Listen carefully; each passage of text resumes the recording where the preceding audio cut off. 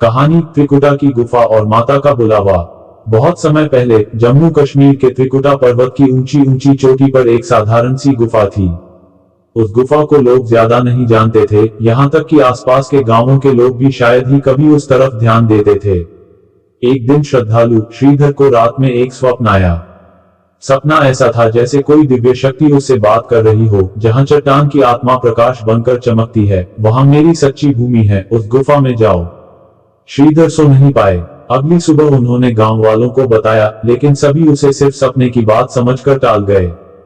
फिर भी श्रीधर के मन में एक अजीब सी बेचैनी और श्रद्धा जाग उठी। उन्होंने अकेले त्रिकुटा पर्वत की ओर पैदल यात्रा शुरू की। रास्ता मुश्किल था, पगडंडी पत्थरों से भरी, ठंडी हवाएं और ऊंचा ऊंचा पहाड़। फिर भी श्रीधर का मन डिगा नहीं। हर बार जब वह रास्ता भटकता, एक शांत प्रकाश अचानक उसके सामने आकर उसे फिर से सही दिशा दिखाता। यह प्रकाश किसी मानो आत्मिक अनुभूति जैसा था, मानो कोई कह रहा हो, आगे बढ़ो, मैं तुम्हारे साथ हूं। कुछ दिनों के कष्ट और कठिन चढ़ाई के बाद श्रीधर उस गुफा के मुख पर पहुंचा।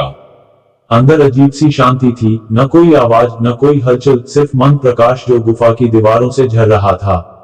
तभी उसे एक चमकती रोशनी दिखी, एक महान शक्ति का तेज, इतनी उजली की आंखें भर आई।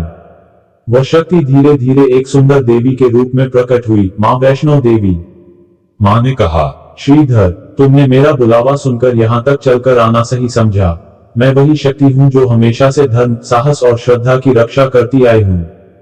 देवी ने आगे बताया कि वह त्रिकुटा पर्वत की गुफा में इसलिए निवास करती है ताकि जो भी सच्चे दिल से आए, उसकी मनोकामना पूर्ण हो और उसके डर दूर हो जाएं। उन्होंने श्रीधर को आशीर्वाद दिया और कहा कि उनका यह स्थान अब लाखों भक्तों के लिए प्रकाश और उम्मीद का संदेश बनेगा। लेकिन तभी एक शक्तिशाली तपस्वी भैरवनाथ वहां आता है।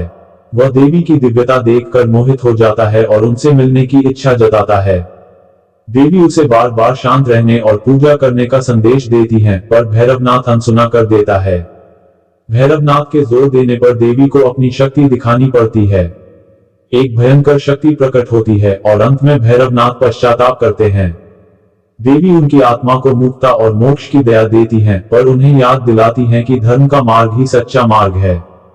उस दिन के बाद से वहां की गुफा वैष्णो देवी मंदिर के रूप में प्रसिद्ध हुई, जहां सच्ची श्रद्धा, साहस और भक्ति की परीक्षा होती है, और जहां मां की दिव्य छाया हर कर्म को मार्गदर्शन देती है।